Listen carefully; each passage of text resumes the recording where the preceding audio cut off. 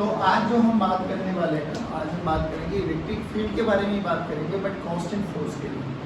अब देखो, अगर बात कांस्टेंट होती है तो कांस्टेंट के लिए हमें क्या याद करना है। सुनो, हम लोगों ने कॉन्सेप्ट समझना है बच्चों। कॉन्सेप्ट में क्या देखना है कि अगर मेरे पास एक्सेलरेशन कांस्टेंट है, एक्सेलरेशन बेसिकली ए अगर कांस्टेंट है, तो मेरे पास कौन कौन से पाथ पॉसिबल हो सकते हैं। अगर एक्सेलरेशन कांस्टेंट है तो हमारे पास दो ही पाथ पॉसिबल हो सकते हैं। इफ वन तो स्ट्रेट लाइन और सेकंड वन इज पैराबोला। याद करो, हम लोगों ने पैराबोला भी पढ़ा हुआ है, हम लोगों ने स्ट्रेट लाइन भी पढ़ा है, लेकिन याद रखना क्या कि अगर मेरे पास एक्सेलरेशन अगर कांस्टेंट है, एक्सेलरेशन कांस्टेंट का मतलब क्या है, फोर्स कांस्टेंट है भैया। एक्सेलरेशन का फोर्स कौन है, फोर्स, यानी फोर्स भी कांस्टेंट है। और अगर मेरे पास फोर्स कांस्टेंट है तो मेरे पास किसी भी पार्टिकल के दो ही पाथ पॉसिबल हो सकते हैं, या तो वो पार्टिकल स्ट्रेट लाइन में ट्रेवल करने वाला है, या वो वाला पाथ पैराबोला या प्रोजेक्टाइल होने वाला है, सिंपली प्रोजेक्टाइल इसको। अब इधर देखो, अब ये स्ट्रेट लाइन में कब कब होगा। मान लो कि उसकी इनिशियल वेलोसिटी 0 है। सोचो, इसकी इनिशियल, मान लो ये कोई भी एक बंदा इनिशियली रेस्ट करता है, मैंने इस पे कांस्टेंट फोर्स लगाया। कांस्टेंट फोर्स का मतलब क्या बच्चों, एक्सेलरेशन। तो जिधर फोर्स लगाऊंगा उधर ही तो लगने वाला है, तो बेसिकली इसका कैसा पाथ हो जाएगा, स्ट्रेट। दूसरी चीज और कब कब पॉसिबल हो सकता है, या acceleration and velocity both are acting in same direction. देखो, अगर एक्सेलरेशन और वेलोसिटी एक ही डायरेक्शन में लग रही है, यानी मैं चल भी ऐसे रहा हूँ और कोई पीछे से फोर्स भी कांस्टेंट लगा रहा है उसी डायरेक्शन में, तो मेरी वेलोसिटी कॉन्टिन्यूसली इंक्रीज होगी, बट रहेगा वो एक ही सीधे रास्ते पे। सेकेंडली क्या है, if velocity and acceleration are acting in anti parallel. Anti parallel का मतलब समझ में आता है, मोशन अंडर ग्रेविटी। जब हम लोगों ने किसी भी ऑब्जेक्ट को ऊपर फेंका था तो ऑब्जेक्ट ऊपर क्या था, एक्सेलरेशन ड्यू टू ग्रेविटी नीचे थी, तो जी तो नीचे लग रहा था और वेलोसिटी ऊपर थी। फिर धीरे धीरे इसकी वेलोसिटी कम हुई, एक पॉइंट पर वेलोसिटी 0 हो गई थी, याद करो, और फिर वो पलट के वापसी आया, याद आ गया ना। तो हम लोगों ने क्या देखा कि velocity and acceleration both are acting in opposite direction. तो हमारे पास या तो वेलोसिटी 0 होनी चाहिए, यानी पार्टिकल इज एट रेस्ट, यानी पार्टिकल इज एट रेस्ट, या velocity and acceleration both are in parallel direction, या velocity and acceleration both are acting in opposite direction. तब तो ये कंडीशन है कि स्ट्रेट लाइन होगा। एल्स जितने भी केसेस है, बाकी चाहे किसी भी एंगल पे फेंको, हर केस में क्या होगा, इन ऑल अदर केसेस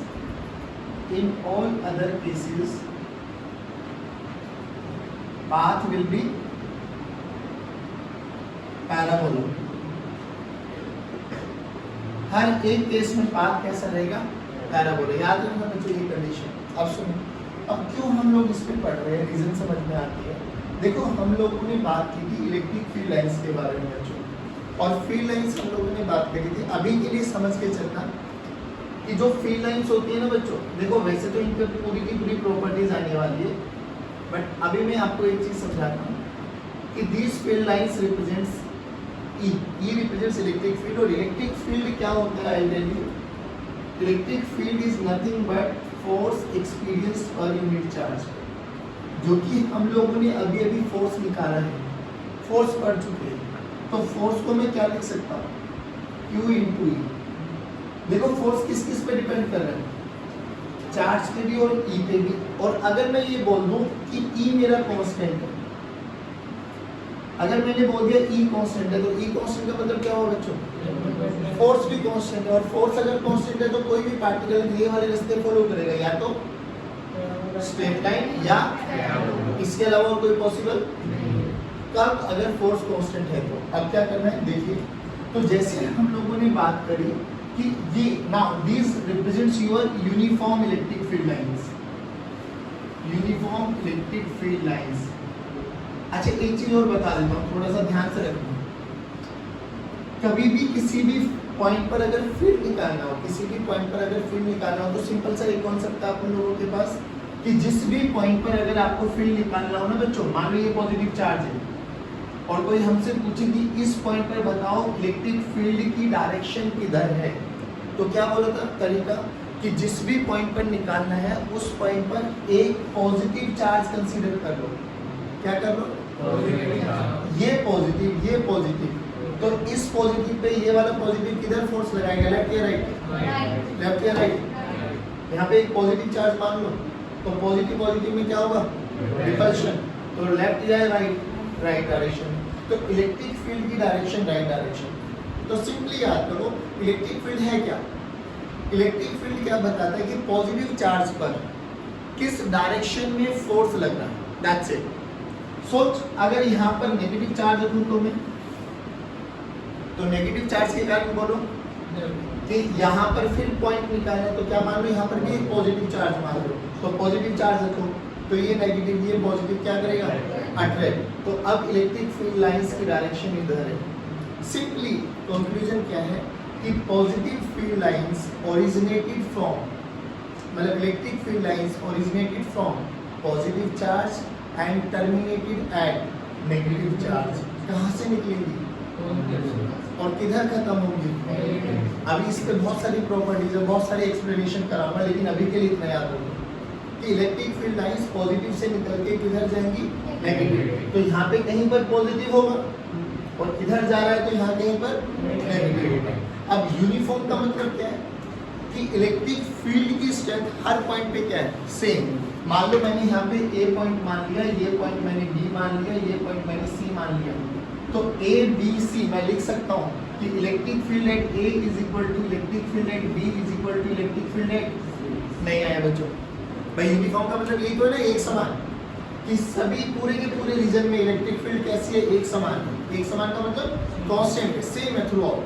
अच्छा अब यहाँ पर एक पॉजिटिव चार्ज रखो। अब ध्यान से सुनो, इलेक्ट्रिक फील्ड लाइंस कहाँ से निकली है? कहाँ पर जाती है? तो अगर ये पॉजिटिव चार्ज है, सोच मैंने यहाँ पे पॉजिटिव चार्ज रख दिया, तो ये पॉजिटिव में क्या लगेगा? रिपल्शन। तो किधर जाएगा? इधर ही। यानी पॉजिटिव चार्ज हमेशा इलेक्ट्रिक फील्ड लाइंस की डायरेक्शन में जाता है। Positive charge always moves along the direction of electric field lines. सभी बच्चे बोलेंगे positive charge moves along the direction of. नहीं आया?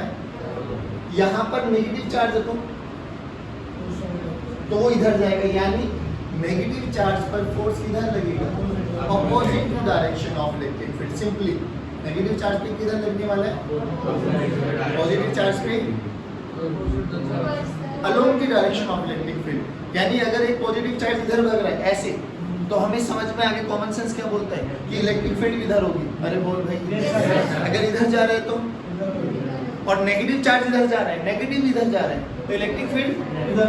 बात समझ में आ गया? सिंपली अब देखो, अब ये बताओ अगर इस पे फोर्स लगा तो फोर्स का फॉर्मूला कितना है? तो यहाँ पे फोर्स लगेगा, इस पे इस डायरेक्शन में फोर्स का फॉर्मूला हो जाएगा Q × E, जो कि ये चार्ज और चार्ज का कोई ना कोई मास होगा। क्यों मास होगा? क्योंकि हम लोगों ने बेसिक प्रॉपर्टी पढ़ी हुई है कि कोई भी चार्ज बिना मास के एग्जिस्ट अगर नहीं करेगा तो इट इज हैविंग सम मास। तो फोर्स का फॉर्मूला कितना हुआ बच्चों? Q × E, और फोर्स का फॉर्मूला, फोर्स को हम लिख सकते हैं ma × तो A क्या हो जाएगा बच्चों? QE/। अब ध्यान से देखो, क्या एक्सेलरेशन कांस्टेंट है क्या ये? Yes sir. क्यों? क्योंकि E भी कांस्टेंट है, Q भी कांस्टेंट है, मास भी कांस्टेंट है, तो एक्सेलरेशन कैसा है? अब एक्सेलरेशन कांस्टेंट है तो हमसे पूछा गया कि पार्टिकल को इनिशियली रेस्ट पर रखा गया और छोड़ दिया, तो जैसे ही छोड़ा गया इस पे फोर्स लगा, फोर्स लगेगा तो कैसा पाथ होगा? जल्दी बोलो। कैसा पाथ होगा? सही बच्चे बोले कैसा पाथ होगा? सेम ऐसे ही बोला गया। यहाँ पे एक नेगेटिव चार्ज को छोड़ा गया, नेगेटिव चार्ज को छोड़ दिया गया। ग्रेविटी प्रोबेबिलिटी मत काउंट करना अभी, कि कई बच्चे सोचे सर इस पर ग्रेविटी भी तो लगेगा। इग्नोर ग्रेविटी अभी के लिए। बोलो इस पे माइनस क्यों रखा गया, तो क्या होगा? कैसा पाथ? Straight path. तो ऐसे जाएगा सर, बट अपोजिट टू। अब जल्दी जल्दी कॉमन सेंस वाला जवाब देना। मान लो ये यूनिफॉर्म इलेक्ट्रिक फील्ड लाइंस है। हाँ बच्चों, this is uniform electric field lines, और एक पार्टिकल को जिसका चार्ज q है, मास m है, मैंने ऐसे वेलोसिटी दे दी, ऐसे वेलोसिटी। बताओ इसका पाथ क्या होगा? कैसा होगा? सारे बोलो। अरे भाई और कोई वो पाथ पॉसिबल ही नहीं है। देखो स्टेट कब कब हो सकता है, पहले बताओ इस पे एक्सेलरेशन किधर लगेगी? अगर चार्ज पॉजिटिव है तो एक्सेलरेशन तो सर इधर लगेगी। अरे यार एक्सेलरेशन तो किधर लगेगी? जिधर फोर्स लगेगा। फोर्स किधर लग रहा है? Along the direction of electric field line. Velocity किधर है? इधर। तो पाथ कैसा होगा? क्योंकि सर ना ये वाला केस है, ना ये वाला केस है, ना ये वाला केस है, तो इन केसेस के अलावा बाकी जितने भी केस होंगे कैसा पाथ होगा?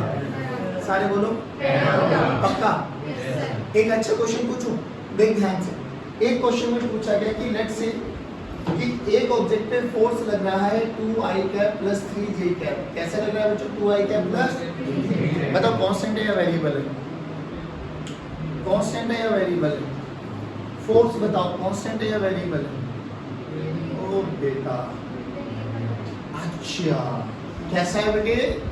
वेरिएबल कह रहे हैं, ये समझे। तो इसके बारे में क्या ख्याल है? एग्जैक्टली, वो तो कांस्टेंट है भाई। x में हमेशा 2 रहेगा, y में हमेशा, तो ये कैसा फोर्स है? कैसा फोर्स? कैसा फोर्स? और वेलोसिटी दे दी गई i cap plus j cap. Velocity they the i cap plus j। बोला गया बताओ पाथ कैसा है पार्टिकल का? ध्यान से देख, स्ट्रेट लाइन एक ही कंडीशन में होगा गधो। अगर इसकी वेलोसिटी भी कितनी हो जाए यार, देख, या तो पार्टिकल रेस्ट पर हो, या तो मुझे ये बोल दिया जाए पार्टिकल रेस्ट पर है, तो ये फोर्स लगेगा, तो कैसा होगा? Straight line. अब ये देख, ये जैसा फोर्स एंड वेलोसिटी भी उसी डायरेक्शन में, जिस डायरेक्शन में फोर्स वेलोसिटी भी उसी डायरेक्शन में, तो कैसा पाथ है? Straight line. बट अब क्या फोर्स और वेलोसिटी सेम डायरेक्शन में है? नहीं, तो कैसा पाथ? नहीं आया समझ में? पक्का श्योर? देखो एक बच्चों को डाउट है भाई, सर ये कैसे, हमें कैसे पता लगे? सब मैं समझाता हूँ। पहले ये बताओ, इधर 2 इधर 3, इसका रिजल्टेंट बोलो, आवाज रिजल्टेंट बोलो। अरे 45 कैसे आ गया? नहीं, एंगल 45 भी नहीं आया, ये रिजल्टेंट है। ये रिजल्टेंट कितना आ गया? 9 + 4 √13। और ये एंगल कितना आ गया? टेंजेंट थीटा की वैल्यू आई 3/2, यानी थीटा की वैल्यू आई टेंजेंट इनवर्स नहीं आया। पक्का? इसका देखो वेलोसिटी, इधर 1 इधर 1, ये 45 डिग्री पे आया। तो बताओ ये एंगल और ये एंगल सेम है क्या? नहीं। तो फोर्स अलग डायरेक्शन में लग रहा है, वेलोसिटी अलग डायरेक्शन में लग रहा है, बट लग कांस्टेंट रहे। तो कैसा पाथ? कैसा पाथ? लेकिन इस वाले फोर्स की और इस वाली वेलोसिटी के बारे में बात करें तो कैसा पाथ? Straight line. कैसा पाथ? इस वाले फोर्स और इस वाली वेलोसिटी के बारे में बात करें तो स्ट्रेट लाइन, क्योंकि वेलोसिटी क्या है? 0। नहीं आया बच्चों? Now point to be noted. क्या पॉइंट है उसको? कि अगर हमारे पास एक्सेलरेशन कांस्टेंट है, बोले तो फोर्स कांस्टेंट है, तो मेरे पास 2 ही पाथ पॉसिबल हो सकते हैं, या तो पैराबोला या स्ट्रेट लाइन। अब स्ट्रेट लाइन कब कब होगा उसकी कंडीशन सुनो। या तो वेलोसिटी 0 है, यानी पार्टिकल इज एट रेस्ट, या वेलोसिटी और एक्सेलरेशन एक ही डायरेक्शन में, या वेलोसिटी इधर है एक्सेलरेशन इधर है 90, मतलब नेगेटिव साइन, दैट्स इट। तो इन केसेस में तो रहेगा पाथ कैसा? बाकी सभी केसेस में पैराबोला, प्रोजेक्टाइल। अरे बोलो नहीं आया? पक्का? देख, ये बेसिक इंट्रोडक्शन समझ में आया। सेकेंडली एक चीज और बताऊंगी, अब जो हमारी एक्सेलरेशन कांस्टेंट है, तो याद करो आप लोगों ने लॉज ऑफ मोशन वो काइनेटिक में देखे थे, इक्वेशन ऑफ मोशन क्या पढ़ा था? v = u + ac, s = u + ½ v² - u² = 2as। लेकिन वो सारी की सारी इक्वेशंस का भी यूज करते थे जब हम कांस्टेंट एक्सेलरेशन के बारे में बात करते थे। तो अगर कांस्टेंट एक्सेलरेशन है तो क्या वो तीनों की तीनों रिलेशंस भी यूज कर सकते हैं हम लोग? पक्का? बट जहाँ एक्सेलरेशन एक ही, वहाँ पर क्या आ जाएगा? QE/m, QE/m। पक्का?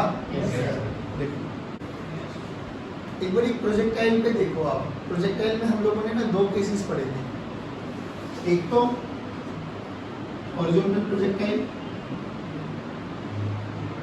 एक पढ़ा था हम लोगों ने एंगुलर प्रोजेक्टाइल। बिल्कुल आराम से सुनना, आता है तो बहुत अच्छी बात, नहीं तो रिस्पॉन्स देना। ये देख, मान लो ये हाइट h है और हमने बोला यहाँ पे खड़े होके हम लोगों ने किसी भी एक वेलोसिटी से हॉरिजॉन्टल डायरेक्शन में एक पार्टिकल को थ्रो कर दिया, ठीक।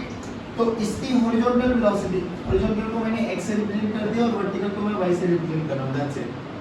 तो ux है, तो ux को मैंने u माना और इनिशियली uy कितना बचो 0। इस पे जैसे ही मैं इसको छोड़ूंगा ग्रेविटी किधर लगेगी, परपेंडिकुलर, एक इधर लगा एक्सेलरेशन ड्यू टू ग्रेविटी। क्या ये acceleration due to gravity constant रहेगी? हाँ। 2 4 10 5 मीटर के लिए हमें कोई वेरिएशन होता नहीं है, एटलीस्ट हम लोग 4-5 किलोमीटर तक भी जाते हुए कोई वेरिएशन फील करते नहीं। तो हम लोग तो बहुत छोटे डिस्टेंस के बारे में बात कर रहे हैं, तो हमारे लिए सबके लिए जी क्या रहेगा? कांस्टेंट। एक चीज है, वेलोसिटी इधर, बच्चों ध्यान से सुनना, और एक्सेलरेशन नीचे। अगर ये चीजें आती है ना, velocity and acceleration are at an angle of 90 degree, तो बच्चों पाथ कैसा होता है? पहली बात तो ये एक्सेलरेशन ना वेलोसिटी के मैग्नीट्यूड में कोई चेंज लेके नहीं आएगा, मतलब horizontal velocity will remain constant. क्यों? ए का कंपोनेंट करो, a cos 90, और cos 90 क्या होता है बच्चों? 0। cos 90 क्या होता है? यानी एक्सेलरेशन x एक्सिस के अलोंग है ही नहीं। अब एक्सेलरेशन x एक्सिस के अलोंग है ही नहीं, तो velocity will remain constant. Velocity will remain, velocity will remain. तो हॉरिजॉन्टल वेलोसिटी चेंज नहीं होगी, यानी इनिशियल हॉरिजॉन्टल वेलोसिटी भी u है और फाइनल हॉरिजॉन्टल वेलोसिटी भी क्या रहेगी बच्चों? क्यों? क्योंकि एक्सेलरेशन क्या है? 0। There is no acceleration along the direction of horizontal motion. चलिए अब क्या करते हैं, जो कि g कांस्टेंट है बच्चों, जो कि g कांस्टेंट है, तो क्या इसकी वर्टिकल वेलोसिटी लगातार चेंज होगी? यस। तो वर्टिकल वेलोसिटी कैसे निकालते हैं? देखो vy this is equal to uy plus ay into t, that's इट। तो देखो uy तो इनिशियली 0 है, तो वर्टिकल वेलोसिटी किसी भी टाइम t पे कैसे निकालेंगे? g into t का फंक्शन। अरे हाँ या ना बोलो बच्चों? g into t का फंक्शन। तो vy की वैल्यू क्या आ गई बच्चों? g। अब जो यहाँ पर g काम कर रहा है, जो यहाँ पर ग्रेविटी में g काम कर रहा है, क्या मेरी इलेक्ट्रोस्टैटिक में वो g की वैल्यू q/m हो जाएगी? अरे बोलो भाई। तो अगर मुझे वर्टिकल वेलोसिटी निकालनी पड़ेगी तो वर्टिकल वेलोसिटी क्या हो जाएगी मेरे लिए? q/m into t आएगी, समझ में? पक्का? पक्का? अच्छा एक बात और बताओ, अब जब ये यहाँ से आएगा यहाँ तक आएगा, तो लिटरली ये पाथ को ऐसा फॉलो करने वाला है। इसी पाथ को मैं ये वाला क्या होता था मेरा? रेंज। क्या होती थी बच्चों? और रेंज देखो, रेंज के लिए इसने हॉरिजॉन्टल डिस्टेंस ट्रैवल किया है, तो हॉरिजॉन्टल डिस्टेंस में स्पीड क्या है? कांस्टेंट। हॉरिजॉन्टल स्पीड क्या है? तो डिस्टेंस का फॉर्मूला, अगर स्पीड कांस्टेंट है, अगर स्पीड कांस्टेंट है तो डिस्टेंस का फॉर्मूला क्या लिख सकता हूं? Speed into. और ये टाइम क्या होता था? Time of flight. अरे बोलो भाई, time of flight. Very good. अब स्पीड देख, स्पीड कितनी है? u into t। अब ये टाइम ऑफ फ्लाइट कैसे निकालो? टाइम ऑफ फ्लाइट निकालने के लिए बड़ा सिंपल सा लॉजिक है, जब यहाँ से छोड़ा नीचे आया तो वर्टिकल डिस्प्लेसमेंट कितना हुआ? h। वर्टिकल डिस्प्लेसमेंट कितना हुआ? तो देखो याद करो, टाइम ऑफ फ्लाइट निकालने के लिए sy this is equal to uy into t plus half ay into t का स्क्वायर। बोलो h this is equal to 0 plus 1/2 g into t का स्क्वायर। ध्यान से देखो, 2h/g का अंडर रूट, ये क्या आ गया बच्चों? Time of. बस फर्क क्या आ जाएगा बच्चों, जब हम लोग इलेक्ट्रोस्टैटिक पढ़ेंगे, जहाँ g है वहाँ पे क्या रख दो? t। तो टाइम ऑफ फ्लाइट क्या आ जाएगा बच्चों इलेक्ट्रोस्टैटिक में हमारे लिए? 2h/qEm का अंडर रूट। नहीं आया तो रेंज का फॉर्मूला क्या बन गया बच्चों? रेंज का फॉर्मूला क्या बन जाएगा? Speed into time. तो स्पीड कितनी है? u under root 2h/m by 2 into आई नहीं समझ में? पक्का? सच्ची? अब एक चीज और बताओ, ध्यान से सुना क्योंकि क्वेश्चन पूछने वालों से। मैंने बोला कि ये देखो ये रेंज है, क्या हर वेलोसिटी, मान लो निकिता खड़ी हो गई, निकिता ने फेंका 10 मीटर पर सेकंड की स्पीड से, ठीक, संध्या ने फेंका 15 मीटर पर सेकंड की स्पीड से, विशु ने फेंका 25 मीटर पर सेकंड की स्पीड से। बॉल किसका पार्टिकल दूर जाके पड़ा? विश्वेंद्र का।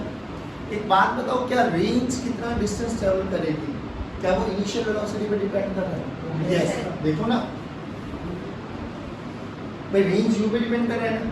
जिसका यू ज्यादा हो जाएगा उसकी रेंज, जिसका यू कम उसकी रेंज नहीं आया। पक्का? अब ध्यान से रखना ये वाला फॉर्मूला।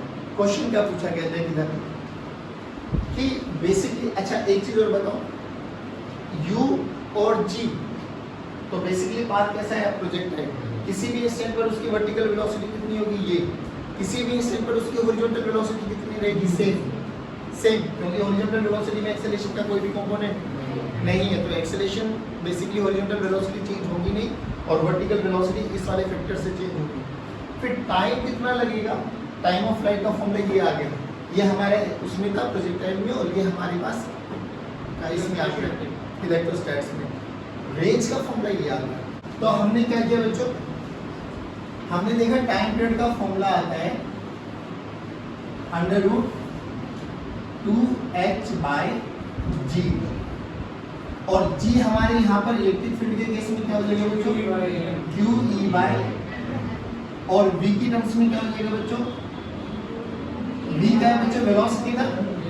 वेरी गुड, v क्या है बच्चों, पोटेंशियल डिफरेंस। क्या है बच्चों, हाँ वेरी गुड। यानी अगर टाइम का फॉर्मूला देखिए तो √2h/QE/m। अब ध्यान से देख, मैं क्यों करा रहा हूँ, टाइम पीरियड में देखो, टाइम पीरियड √2h/e, जो कि एक कांस्टेंट टर्म रहने वाली है, हाँ अगर हाइट का वेरिएशन ना लेके आऊँ तो मैं, और √m/q। देखो बच्चों, कॉन्सेप्चुअल क्वेश्चंस बनते हैं, कह रहे इलेक्ट्रिक फील्ड है बच्चों, पहले ऐसी थी, अभी ध्यान से सुनना, ठीक, यहाँ पर एक पॉजिटिव चार्ज है जिसका मास m है, बेसिकली प्रोटॉन बोला गया कि एक प्रोटॉन है, नींद आ रही है तुझे, एक प्रोटॉन है, और इसकी ये वाली लेंथ मान लेता हूं d, और बोला गया E कांस्टेंट है, E क्या है, बोला गया इसको छोड़ दिया गया, ड्रॉप। तो जैसे ही शब्द ड्रॉप आया, मतलब दिमाग की घंटी बजी, वेलोसिटी क्या है, अरे ड्रॉप का मतलब वेलोसिटी ऐसे क्या दे रहे हो, ड्रॉप का मतलब वेलोसिटी जीरो। इलेक्ट्रिक फील्ड किधर है, डाउनवर्ड डायरेक्शन में, तो एक्सेलरेशन पॉजिटिव चार्ज है, तो एक्सेलरेशन किधर लगेगी, डाउनवर्ड डायरेक्शन में, यानी एक्सेलरेशन भी इधर, वेलोसिटी इनिशियल वेलोसिटी जीरो है सर, तो बात कैसा रहेगा, स्ट्रेट लाइन, तो क्या टाइम पीरियड यही रहेगा, यस सर टाइम पीरियड यही रहेगा। अच्छा, दूसरे केस नंबर 1, अब ध्यान से सुनना बच्चों, केस नंबर 1, दूसरे केस में बोला गया कि इलेक्ट्रिक फील्ड की ना डायरेक्शन चेंज करती है, मतलब जो इलेक्ट्रिक फील्ड पहले नीचे थी अब बस रिवर्स कर दिया, मतलब पहले यहाँ पे पॉजिटिव होगा और यहाँ पर अब क्या कर दिया, ये नेगेटिव कर दिया, और ये क्यों किया गया, क्योंकि इलेक्ट्रिक फील्ड कहाँ से स्टार्ट होती है और कहाँ पे टर्मिनेट होती है, वेरी गुड। अब बोला कि यहाँ से ना एक इलेक्ट्रॉन, मास ऑफ इलेक्ट्रॉन और चार्ज ऑफ इलेक्ट्रॉन, एक इलेक्ट्रॉन को छोड़ा गया, रिलीज किया गया, तो बताओ इलेक्ट्रॉन किधर आएगा, नीचे की तरफ। क्यों, क्योंकि इलेक्ट्रॉन्स हमेशा opposite to the direction of electric field चलती है, और पॉजिटिव हमेशा टुवर्ड्स द इलेक्ट्रिक फील्ड, तो ये भी आएगा। अब बोला जाए find the ratio of time period of electron to the time. तो बेटे हमने क्या देखा कि time period is directly proportional to m, mass किसका ज्यादा, तो देखो mass of proton is greater than mass of electron, therefore time of electron is छोटा है टाइम ऑफ, यानी इलेक्ट्रॉन पहले आ जाएगा एज कंपेरिजन टू, बोलो क्या समझ में, पक्का।